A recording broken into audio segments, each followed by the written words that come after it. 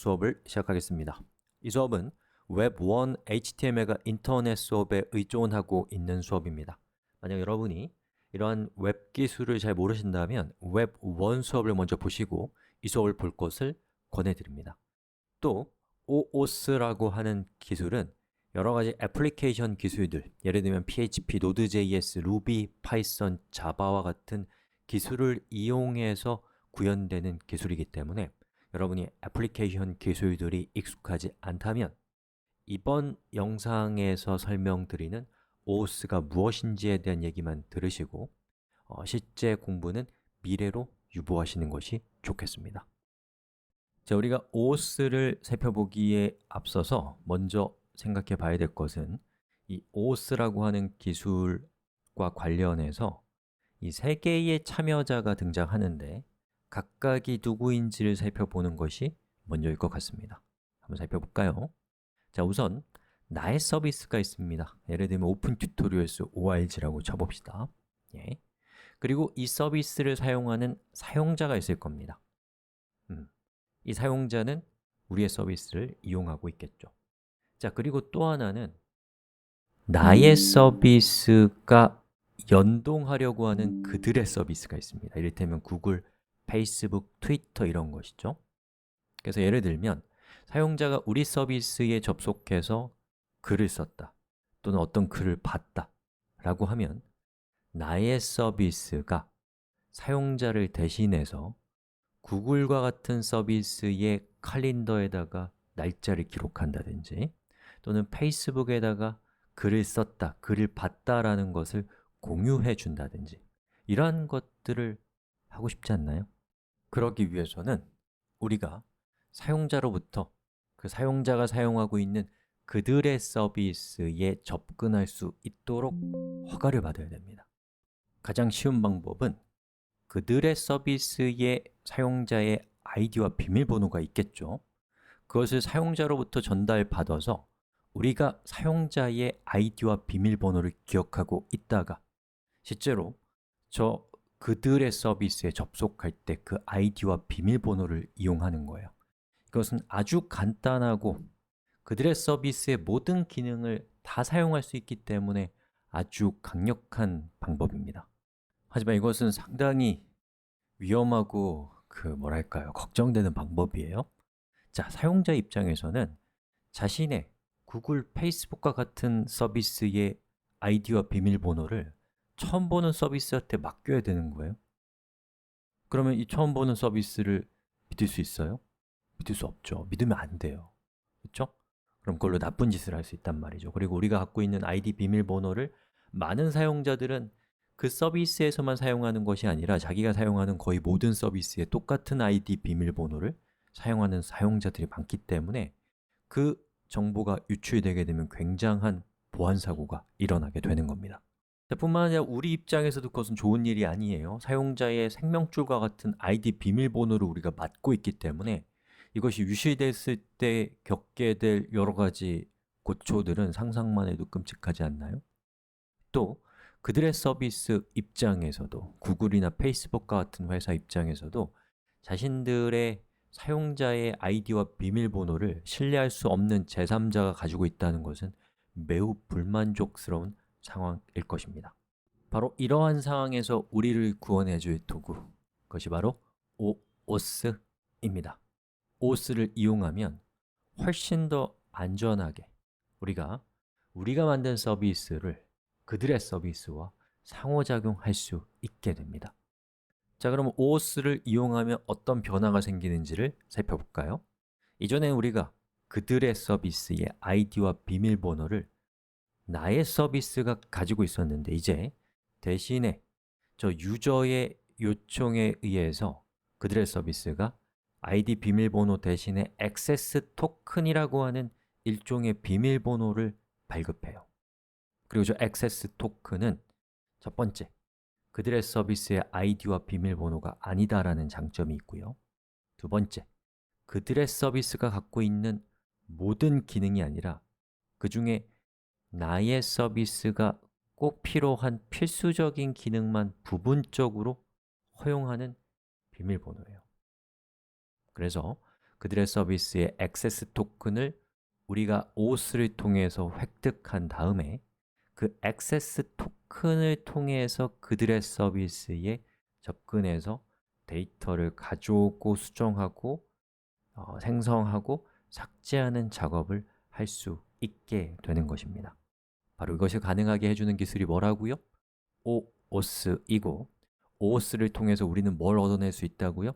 액세스 토큰을 얻어낼 수 있다 라는 것이 OAuth에 대해서 여러분이 아셔야 될 가장 중요한 내용들이에요. 또한 OAuth의 이러한 특징을 이용한다면 아예 회원들의 아이디와 비밀번호를 처음부터 보관하지 않고 회원을 식별할 수 있는 기능을 구현할 수 있습니다. 이렇게 생긴 로그인 기능들 여러분 본 적 있으시죠? 바로 이러한 것들을 Federated Identity라고 하는데 이것의 가장 기반에 있는 기술이 바로 OAuth입니다. 지금부터 우리는 OAuth를 이용해서 액세스 토큰을 얻어내는 원리를 탐험할 것입니다. 안타깝게도 OAuth는 PHP, 자바, 파이썬, 자바스크립트와 같은 애플리케이션 기술을 통해서 구현되기 때문에 이 수업에서는 구현 방법을 소개하지는 못합니다. 하지만 OAuth라는 복잡한 시스템이 동작하는 핵심 원리를 파악할 수 있게 될 것입니다. 구체적인 구현 방법은 각각의 애플리케이션 수업을 통해서 소개해 드리겠습니다. 자, 준비됐나요? 출발합시다. 자, 우리가 OAuth와 같은 추상적인 개념을 처음 맞닥뜨리면 용어가 문제죠. 자, 우리 그 용어 중에서 OAuth에 등장하는 세 개의 주체가 있습니다. 그 주체들을 각각 뭐라고 부르는지를 살펴보는 걸로 용어를 시작해 봅시다. 자, 우선 우리가 만든 서비스를 우리는 mine이라고 불렀고요. 그리고 우리의 사용자를 유저, 그리고 이 유저는 there라고 하는 서비스에 회원가입이 되어 있는 상태여야겠죠. 자, 이것을 OAuth에서는 뭐라고 부르냐면 일단은 there를 우리가 제어하고자 하는 자원을 갖고 있는 서버라는 뜻에서 리소스 서버라고 부릅니다. 리소스는 자원이라는 뜻이죠. 그리고 저 자원의 소유자를 유저잖아요. 그걸 이제 리소스 오너는 소유자라는 뜻이에요. 자, 그리고 우리의 서비스를 저 리소스 서버에 접속해서 정보를 가져가는 클라이언트라는 뜻에서 클라이언트라고 부릅니다.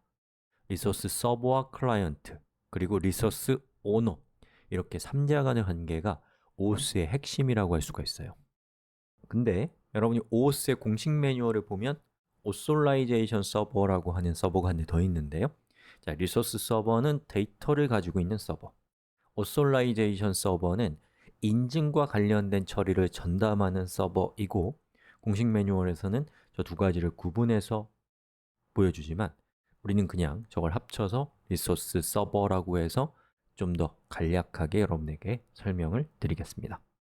자, 처음 접하는 분들은 용어가 익숙하지 않을 거예요. 이 용어가 헷갈리면 뒤에서 흔들리거든요. 그러니까 직접 한번 설명해 보십시오. 여기까지 하겠습니다.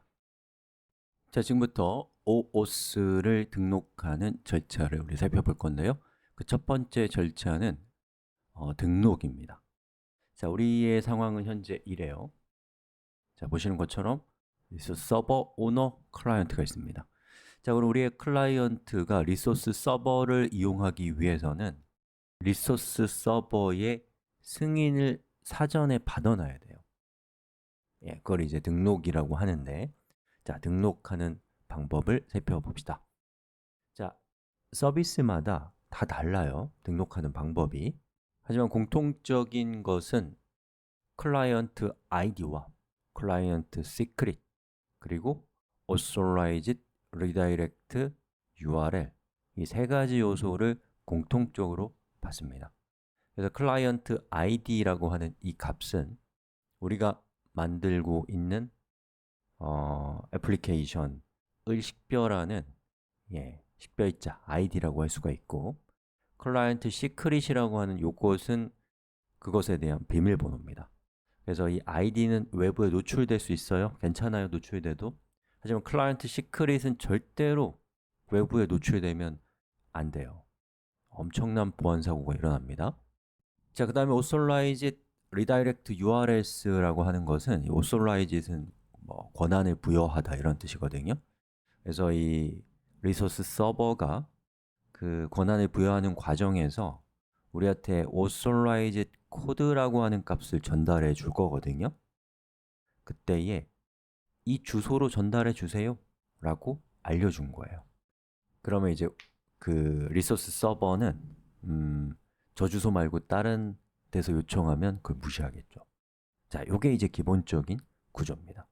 자, 그럼 지금부터 이제 그 현실에서의 OOS 시스템들은 어떻게 등록 과정을 거치는지를 좀 예제 삼아서 보여드리겠습니다.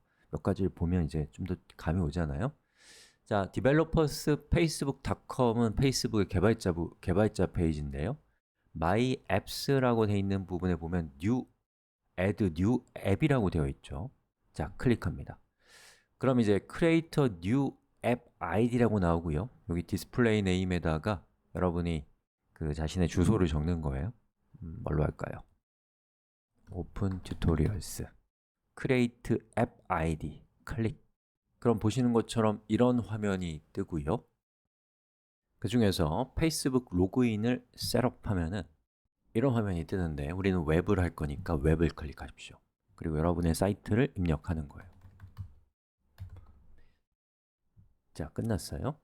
그럼 이제 페이스북 로그인이라고 되어 있는 부분에 세팅스로 들어와 보면은 여기 보면 redirect URL to check라고 되어 있는 부분 있잖아요. 저기에다가 아까 제가 말씀드렸던 클라이언트 물음표 아니 콜백이라고 하는 주소, 이런 식으로, 이거 유효한 주소는 아니죠. 저런 식으로 주소를 입력하고 세이브 하시면 되고요. 그 다음에 세팅스로 들어와 보시면 이 베이직에 보시는 것처럼 우리의 앱의 ID, 클라이언트 ID와 앱 시크릿이라고 하는 값, 저게 이제 클라이언트 시크릿이거든요. 그 값이 이렇게 있습니다. 자, 구글의 경우에는 클라우드 플랫폼이라는 곳에서 앱을 만드는 건데요. Select Project. 자, 구글에서는 프로젝트라고 부릅니다. 그 다음에 여기에다가 New Project를 클릭하고 프로젝트의 이름을 오픈 튜토리얼스 이렇게 해볼게요. 자, 그리고 Create. 그럼 이제 프로젝트가 생성이 된 것이고요. 이 위쪽에 있는 버튼을 눌러서 자신의 프로젝트를 일단 선택하시고 그 다음에 여기 있는 이 햄버거 메뉴를 클릭하면은 이렇게 화면이 나오거든요. 엄청 복잡해요. 자, 그럼 그 중에서 API 서비스를 클릭해 보시면 우리가 원하는 건 API를 제어하는 거거든요. 자, 그러려면은 그 제어할 자격을 얻어야 돼요. 영어로 자격이 credentials거든요. 클릭. 그러면 여기 여러 가지 옵션들이 있는데 Create Credentials라는 걸 클릭하고 우리한테 익숙한, 반가운 OAuth Client ID라고 되어 있는 걸 클릭합니다. 자, 그랬더니 이제 그거 하기 전에 뭘 좀 하라고 되어 있네요. Consent Screen이라고 하는 거를. 요건 뭐냐면 이제 사용자가 인증하는 과정에서 보여지는 화면을 좀 세팅해 달라는 얘기예요. 여기 이제 우리 프로젝트 이름을 적으면 되겠죠. 그리고 이게 옵셔널이라고 되어 있는 건 안 적어도 되고요. 예, policy URL 꼭 적으라고 되어 있는데 개발할 때는 괜찮다고 되어 있네요. 세이브. 자, 그 다음에 이제 우리의 애플리케이션 타입을 저는 일단 웹으로 정하고요. 이름은 Open Tutorials 이렇게 하고 여기에 Authorized Redirect URL이 여기도 있네요. 그쵸? http 클라이언트 콜백 이렇게 하고 create. 주소가 틀렸다고 나오니까 client.org 이런 거, 이거 우리 거 아닙니다. 자, create. 그럼 보시는 것처럼 클라이언트 ID와 클라이언트 시크릿을 이렇게 보여주는데 저처럼 이렇게 방송에서 클라이언트 시크릿을 이렇게 노출하는 건 절대 안 되는 행동이에요. 아셨죠? 저는 이거 방송 끝나자마자 이거 지워버릴 거니까 괜찮은데 여러분, 시크릿은 잊어버리면 안 됩니다. 자, 이렇게 해서 우리 구글과 페이스북에서 실제로 어떻게 우리의 클라이언트를 등록하는가 라는 것을 살펴봤거든요. 근데 이제 OAuth를 통해서 제어할 수 있는 대상은 이것 말고도 많습니다. 하지만 제가 너무 추상적으로 설명드리면 여러분 고통스러워 하실 수가 있기 때문에 이렇게 하는 겁니다 라고 설명드렸을 뿐이에요. 아셨죠? 여기까지 하겠습니다. 자, 그럼 지금부터 이제 등록 과정을 우리 끝냈으니까 인증을 받는 과정을